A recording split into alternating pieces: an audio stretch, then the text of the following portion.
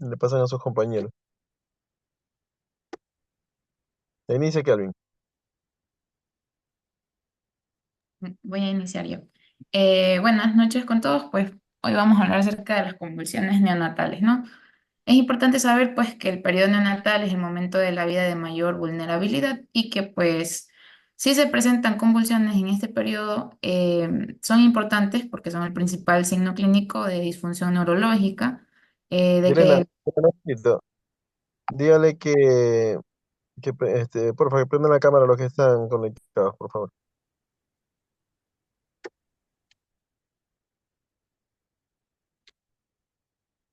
Ya siga, Yelena.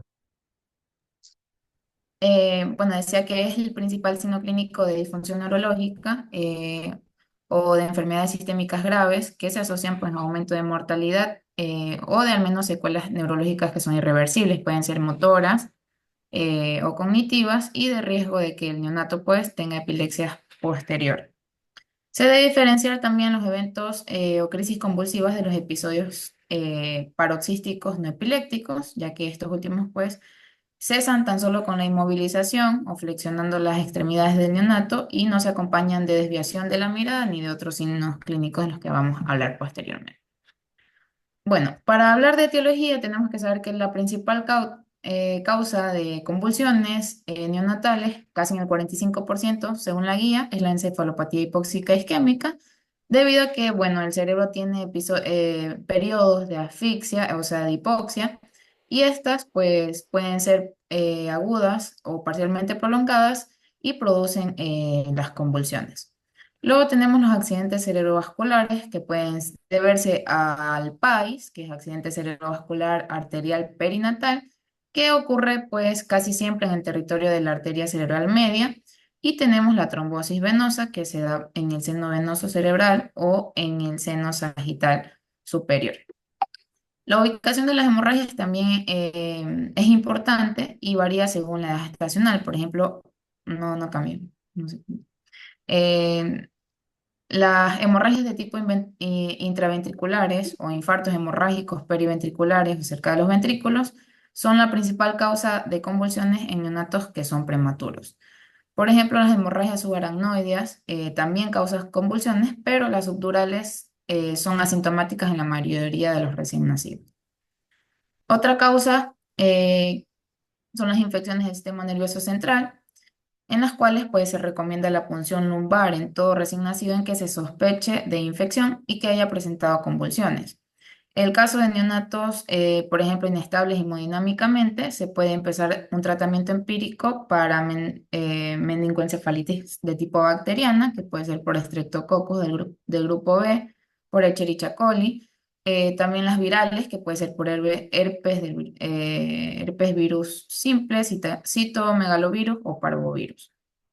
Luego en la etiología tenemos las alteraciones metabólicas que suelen ser transitorias, que incluyen la hipoglucemia, alteraciones electrolíticas del sodio, del potasio, del calcio, y los valores pues se van a equilibrar con la administración de estos solutos y pues las convulsiones se van a revertir.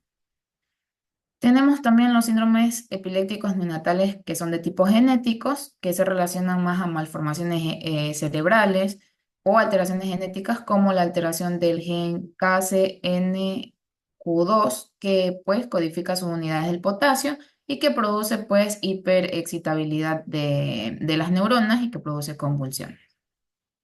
Luego tenemos errores congénitos del metabolismo, de los que vamos a hablar posteriormente, pero es importante pues preguntarle a la madre los antecedentes familiares de epilepsia, de convulsiones, también el uso de inhibidores de la recaptación de serotonina, antidepresivos o antipsicóticos durante el embarazo, porque estos pues pueden provocar síndrome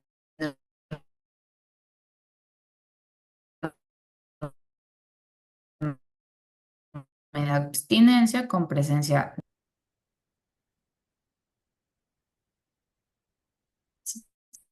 siguiente.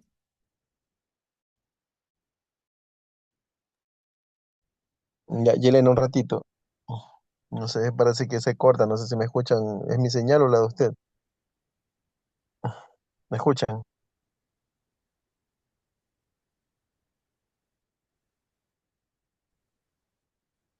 Hola, si me escuchan. Necesito saber si me escuchan o no. Sí, sí se escucha, Doc. Entonces la señal de Yelena, No, Creo creo que es que la sí. mía. Sí, creo que es la de... no la escuché bien a lo último. Bueno, dale una diapositiva anterior, por favor, de la etiología. Chicos, las convulsiones natales, la etiología más frecuente, nunca se olviden, es encefalopatía hipoxico-isquémica. Es la etiología más frecuente de convulsiones neonatales, pero eso no quiere decir que es lo único que vamos a pensar. O sea, si un niño convulsiona y no has tenido datos de asfixia, siempre hay que descartar otras causas. Entre esos, como dijo su compañera, lo que son infartos cerebrovasculares, pero en los infartos cerebrovasculares no es propio tanto del recién nacido. Generalmente es secundario, no es como el adulto, como decirlo, por ejemplo, un accidente cerebrovascular como el adulto por trastornos hipertensivos o cosas así, ¿no? O sea, generalmente, por ejemplo, si ha tenido una asfixia perinatal, pero esa asfixia perinatal también se relacionó con un trauma obstétrico, generalmente en niños a término nos pueden hacer hemorragia intraparenquimatosas. Entonces, esa hemorragia es la causa generalmente de convulsiones. Cuando son niños pretérminos, la causa de sangrado intracerebral es sangrados a nivel de la matriz germinal, que son las hemorragias intraventriculares, están en todos los grados. Eso me pareció raro que no esté en el sílabo el tema de hemorragias intraventriculares, que están en sus grados. El tema está con los prematuros, es que el niño, acuérdense que el desarrollo cerebral va desde la matriz germinal hacia arriba, y las neuronas no terminan de formarse hasta cierta edad gestacional. Entonces, niños muy prematuros, las neuronas no, o sea, el cerebro no está bien desarrollado y por ende, un niño te puede tener una hemorragia intraventricular y puede ser que el niño no convulsione. ¿Por qué? Porque tiene un cerebro inmaduro, y es más, está como una especie como lisencefalia, como no tiene circunvoluciones todavía. Entonces, estos niños pueden ser que tengan un gran sangrado y no convulsionan, o son convulsiones muy sutiles. Entonces, el propio es de hemorragia intraparenquimatosa, son niños que son más que todo niños grandes, o sea, niños a término.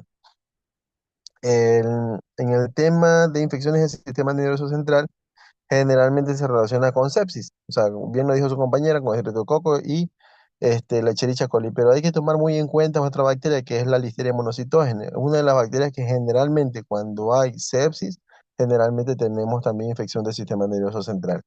Y obviamente el abordaje diagnóstico va tanto a cultivos también como cultivos de líquido cefalorraquídeo. O sea, siempre cuando pensamos que la convulsión sea relacionada con infección, siempre tenemos que terminar en un estudio de líquido cefalorraquídeo. ¿Qué se va a ver en el líquido cefalorraquídeo? Pues bueno, se va a realizar citoquímico, se va a realizar cultivo y en base a ese cultivo el antibiograma. Y no solamente pensar en bacterias, también está el tema de los virus, el parvovirus, tenemos el del herpes, tenemos el citomegalovirus, que es una de las causas de convulsiones en recién nacidos. Eh, y tenemos un sinnúmero de virus, por ejemplo, el, hay virus eh, que no están muy estudiados, como son los virus que actualmente o sea, ya tenemos, por ejemplo, el virus de Zika. Entonces, el virus de Zika es una que te produce tanto microcefalia como también te puede producir convulsiones neonatales. Eh, Trastornos de glucosa, por ejemplo, el desequilibrio tanto metabólico como hidroelectrolítico. Eh, Tienen que tomar siempre en cuenta más que todo, es el sodio, el calcio, el magnesio. Esos tres iones son los que nos pueden producir trastornos, estos iones pueden producir trastornos, convulsiones neonatales. Y por ende, el tratamiento va en base a la corrección de esos iones. Y otra cosa que también, en lo que es el desequilibrio metabólico y electrolítico, es la hipolicemia. O sea, acuérdense siempre la glucosa, una hipoglicemia relacionada con trastornos neurológicos, principalmente convulsiones neonatales, cuando no es en el caso, por ejemplo, no tiene asfixia, pero resulta que el niño convulsiona, siempre, inmediatamente es medir la glucosa. Es una de las causas principales que se van de la mano con la encefalopatía hipoxicosquémica, pero en primer lugar está la encefalopatía como causa de convulsiones natales, pero la segunda es hipolicemia. Entonces, esa hipolicemia con esa hipoglucorraquia es la que hace que el niño no convulsione por factor metabólico. Y bueno, y viene todo el tema de las alteraciones de trastorno innato de metabolismo, con alteraciones tanto en base a los aminoácidos, a los lípidos. Entonces, y otras cosas son muy raras, que son relacionada con los transportadores. O sea, hay enfermedades que por ejemplo, tienen glicemia normal y resulta que la glucosa no se aprovecha a nivel de la célula nerviosa. Entonces, obviamente el niño va a convulsionar por ese motivo, porque hay un trastorno de que no tiene receptores de glucosa a nivel de la neurona. Son causas muy raras y muy difíciles de diagnosticar. Pero como resumen, convulsiones neonatales, la primera causa va a ser siempre cefalopatía hipóxica isquémica. En segundo lugar, tenemos trastornos metabólicos, está la polisemia y el resto de trastorno hidroelectrolítico. Y claro, no quiere decir que el niño, si el niño convulsiona y tenemos un sodio bajo, la convulsión va a ser por la encefalopatía hipóxico isquémica. Puede ser que ese niño tenga el sodio bajo y esa es la causa de la convulsión, sino es que son trastornos que son eh, como secundarios a, por ejemplo, la hiponatremia puede ser netamente secundario a esa encefalopatía hipoglicémica como trastorno desencadenante de convulsión. Sigue Yelena. Siguiente diapositiva. Discúlpame, se me fue el internet. Bueno, tenemos la clasificación de las crisis neonatales que se dividen pues según el momento de inicio, por ejemplo, las que se asocian a encefalopatía hipóxica isquémica, según la literatura, ocurren casi siempre en las primeras 24 horas de vida.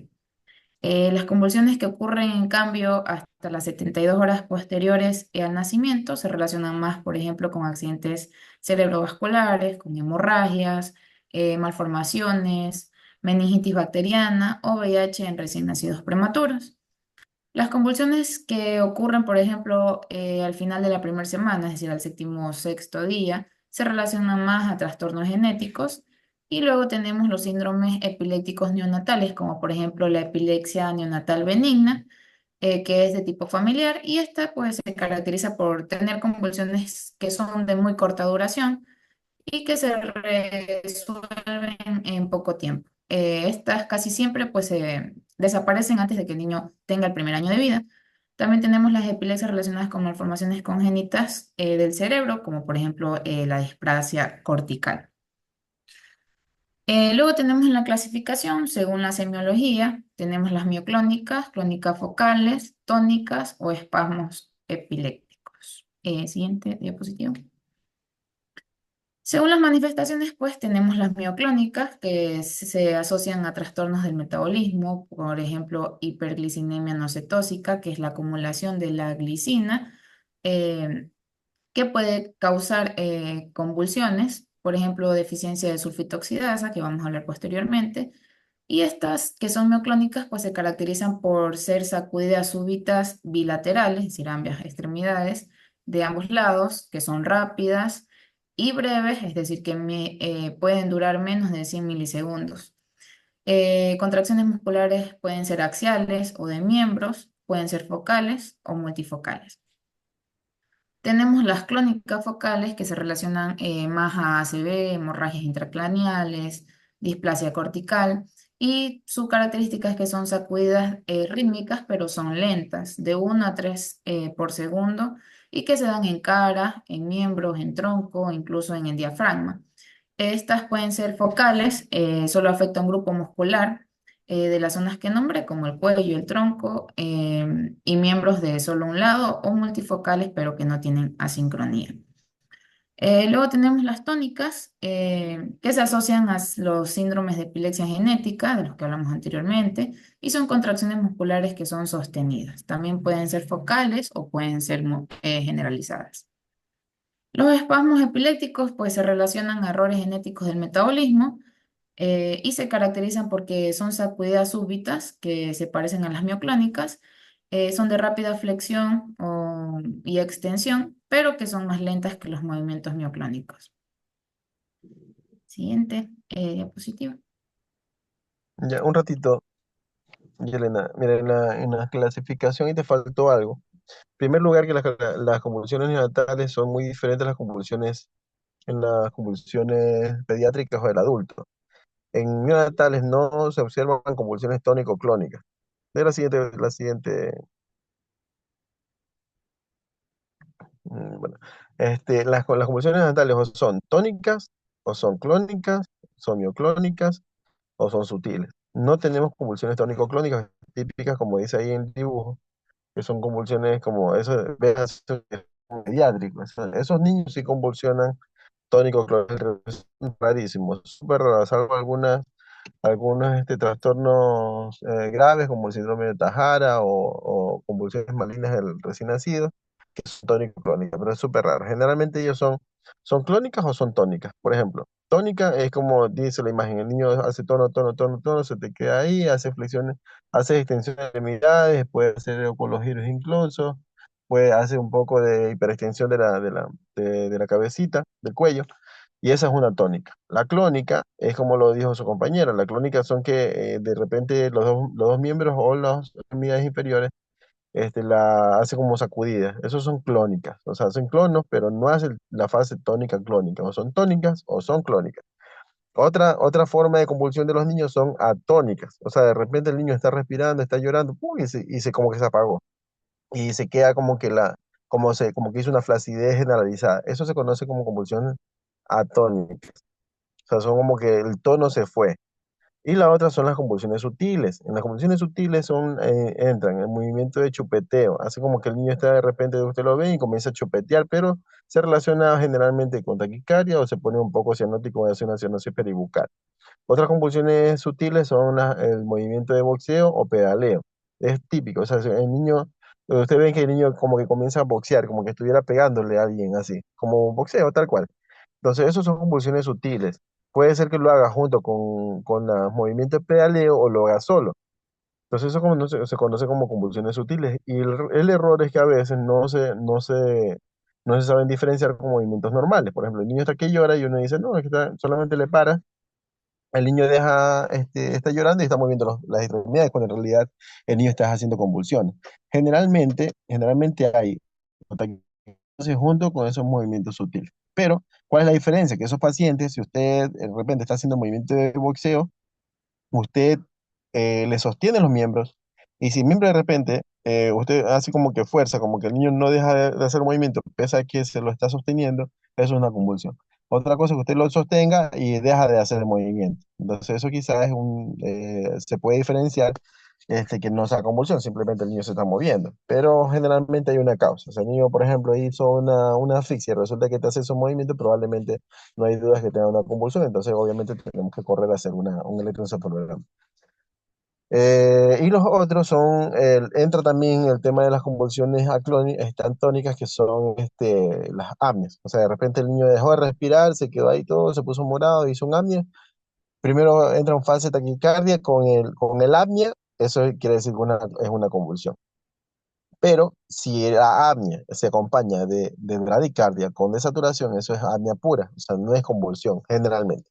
Acuérdense que la apnea es con bradicardia. En cambio, el niño te hace un apnea, pero de repente está taquicárdico, eso probablemente es una convulsión porque le está afectado es el sistema nervioso central, más no el autónomo. O sea, ellos tienen su corazoncito está que late o sea, con taquicardia, pero el niño de repente te hizo un apnea, entonces esa convulsión es una apnea secundaria a una convulsión atónica. Hay que estar claro con eso, con esa clasificación de las manifestaciones clínicas de convulsiones. Siga, Yolanda.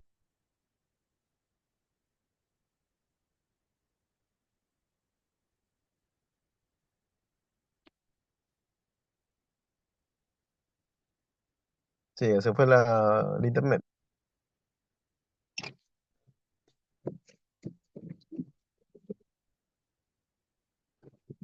Sí, se le fue el internet a Yolanda.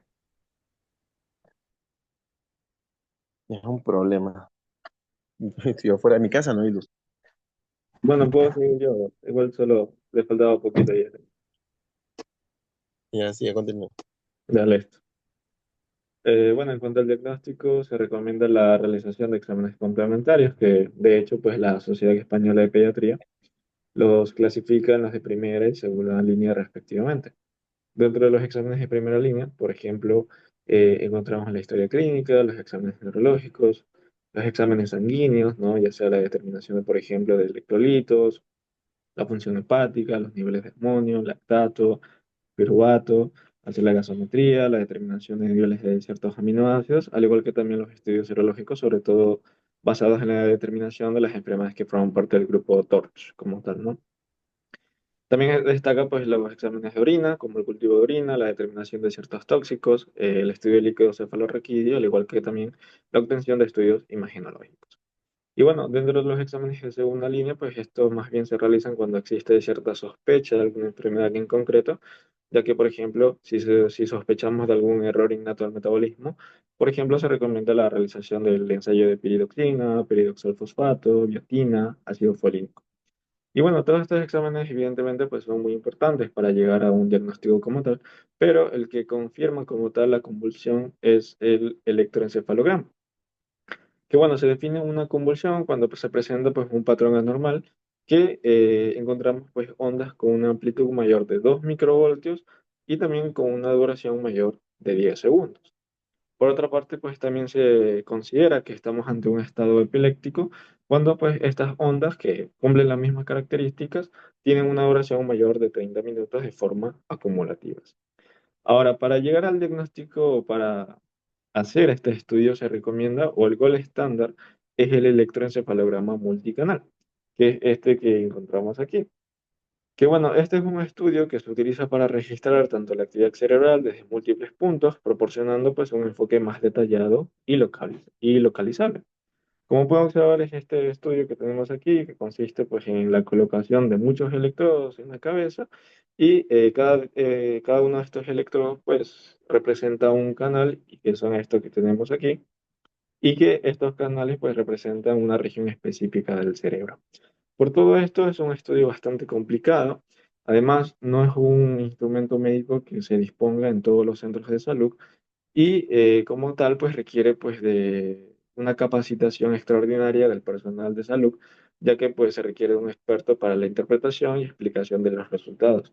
Además, este estudio solamente permite registrar la actividad cerebral durante un corto tiempo, que es de unos 45 a 60 minutos.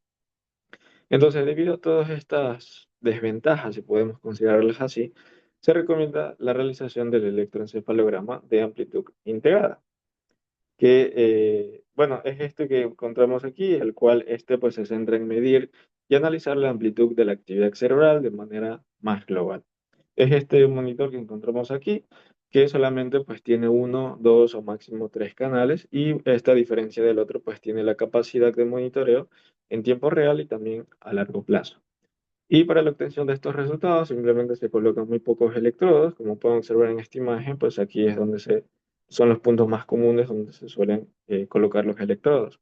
Como mencioné, son uno, dos o tres canales y cada dos electrodos forman un canal. Entonces los puntos más comunes son, por ejemplo, aquí el C3 junto con el P4, o con el P3, perdón, que forman, por ejemplo, el canal del hemisferio izquierdo. Y acá, por ejemplo, se puede colocar otros dos más, en C4 y P4, que forman el canal del hemisferio derecho. Y bueno, con todo esto pues obtiene lo siguiente, las siguientes imágenes, como mencioné, pues son dos canales, ¿no? Uno representa pues un hemisferio como tal. Y bueno, estas son las ondas que son básicamente las ondas que registran la actividad cerebral.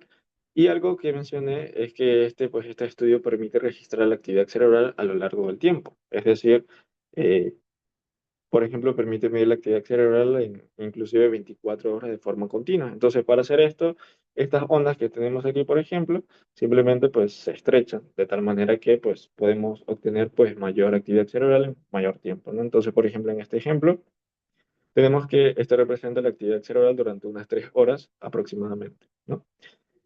Y bueno, ¿cómo se ven las epilepsias? Se observan de las siguientes maneras. Como mencioné, pues son ondas que tienen una amplitud mayor de 2 microvoltios y una duración mayor de 10 segundos.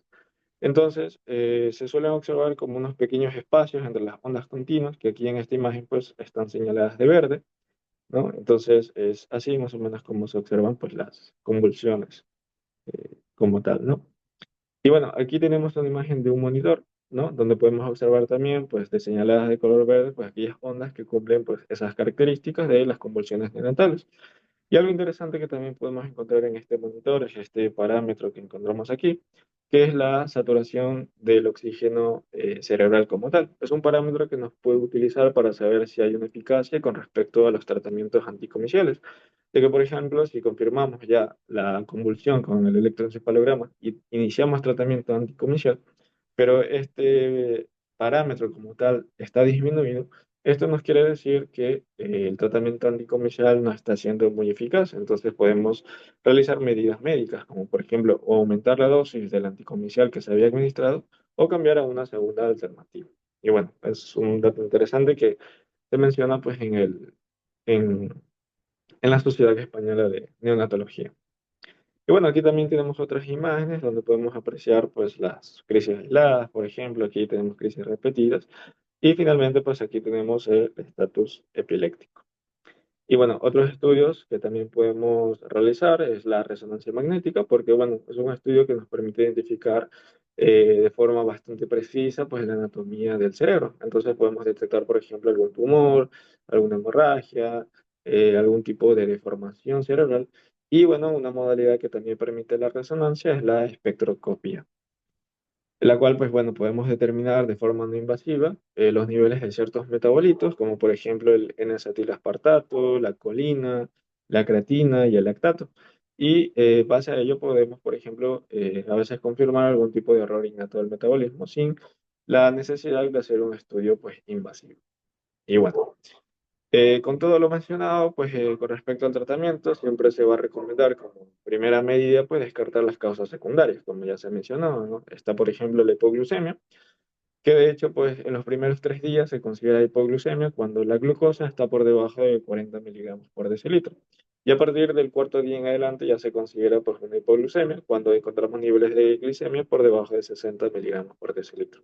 También, como ya se mencionó, pues las alteraciones electrolíticas son causas bastante frecuentes, la hiponatremia, la hipocalcemia y también la hipomagnesemia. Que la hipomagnesemia se considera cuando encontramos niveles inferiores a 1.000 equivalentes por litro. La hipocalcemia, por ejemplo, a niveles inferiores de 1 miligramos por decilitro y, por ejemplo, la hiponatremia, sobre todo cuando encontramos niveles por debajo de 120.000 equivalentes por litro. Y bueno, también descartar las infecciones cerebrales, las encefalitis, sobre todo orientados a descartar virus como por ejemplo los coxsackievirus, el citomegalovirus, el herpes virus, por ejemplo, también bacterias como ya se mencionaba, Listeria monocytogenes, Streptococcus, Escherichia coli, entre otras, ¿no? Y entonces, una vez confirmado pues la convulsión neonatal mediante el electroencefalograma, ya se recomienda pues la administración de los fármacos anticomisales. Como primera alternativa encontramos al fenobarbital, es el fármaco más eficaz, con una eficacia de un 60% aproximadamente, salvo tal vez en algunas excepciones, como por ejemplo hemorragias intraventriculares o ictus hemorrágicos, o también tiene un poco de eficacia, por ejemplo, en los muy prematuros. La dosis inicial o la dosis de carga es de unos 20 miligramos por kilogramos y la dosis de mantenimiento es de unos 5 miligramos por kilogramos al día aproximadamente. Algo que hay que considerar del fenobarbital es que, bueno, dentro de sus efectos adversos, por ejemplo, está la sedación excesiva o la hipotensión, o inclusive también puede llegar a producir trastornos de la memoria a largo plazo. Como segunda alternativa tenemos el levetiracetam en dosis de 60 miligramos por kilogramo como dosis de carga y luego pues a una dosis de mantenimiento de 40 a 80 miligramos por kilogramo por día en 2 o 3 dosis diarias. Una alternativa o algo beneficioso del levetiracetam es que este tiene pues presentaciones orales, pero existe cierta duda sobre su eficacia, ya que existen muy pocos estudios que avalen su seguridad en este grupo de pacientes como tal, es decir, a partir de los 12 años en adelante hasta los adultos tiene buena eficacia, pero en los recién nacidos como que todavía no se comprueba que sea seguro administrar levetiracetam. Ahora, aquí hago un pequeño paréntesis para explicar que un estados refractarios, que son aquellos que se consideran cuando ya administramos un fármaco pues anticomisario, y todavía pues se presentan tanto las manifestaciones clínicas y electrocefalográficamente pues se detectan también las mismas ondas. Entonces ahí se recomienda administrar peridoxina intravenosa en dosis de 100 miligramos y se pueden ir aumentando hasta los 500 miligramos sucesivamente. Y si no se obtiene respuesta, por ejemplo, en 12 o 24 horas, intentar sucesivamente, por ejemplo, administrar piridoxal 5-fosfato, biotina, ácido folínico y sobre todo si existe sospecha sobre errores innatos del metabolismo. Pero bueno, si no, una tercera alternativa, por ejemplo, al fenobarbital y el levetiracetam, tenemos, por ejemplo, la fenitoína sódica. en dosis de 20 miligramos por kilogramos a una velocidad de inyección de 10 miligramos por minuto y luego pues a una dosis de mantenimiento de 7 miligramos por kilogramos en dos dosis intravenosas o en tres o cuatro dosis orales. Con respecto a la fenitoína, algo que hay que considerar es que es un fármaco antiarrítmico. Entonces, como efectos adversos puede producir tanto pues hipotensión como arritmias cardíacas, sobre todo si el paciente pues tiene algún tipo de defecto cardíaco. Entonces, es algo que hay que considerar y si por ejemplo estamos ante un recién nacido con deformaciones cardíacas, es un fármaco que evidentemente va a estar contraindicado.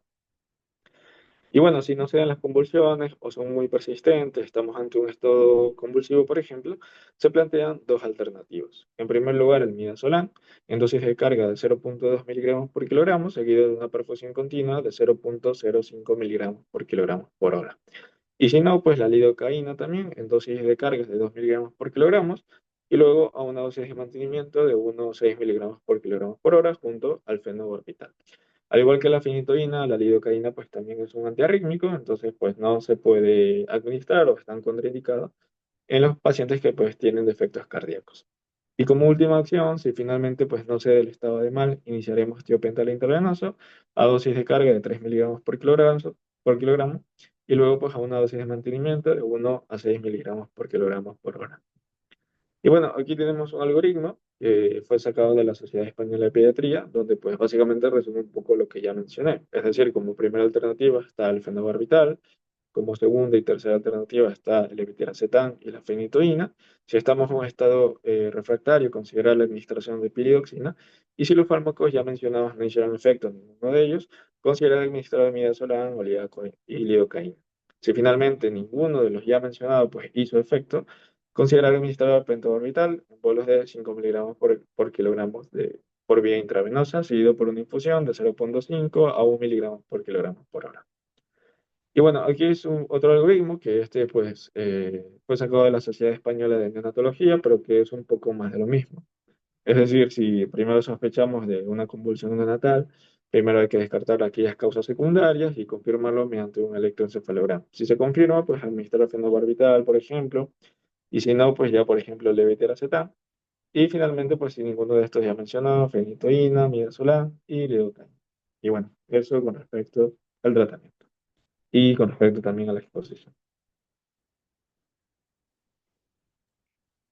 Ya bien, bueno chicos, mire, me olvidé decirles también los trastornos vegetativos. Por ejemplo, niños que son muy asfixiados severos, que a veces tenemos que incluso sedar, que de repente no nos ha convulsionado. Acuérdense que las convulsiones generalmente ocurren dentro de las primeras 24 horas, pero generalmente pasadas las 12 horas de vida. Entonces son niños que quizás están muy mal ventilados, que quizás incluso tengan aspiración meconial, como en el caso de la asfixia con un niño que ha salido con sufrimiento fetal. Nosotros niños a veces tenemos que sedarlos. Entonces, como evidencia,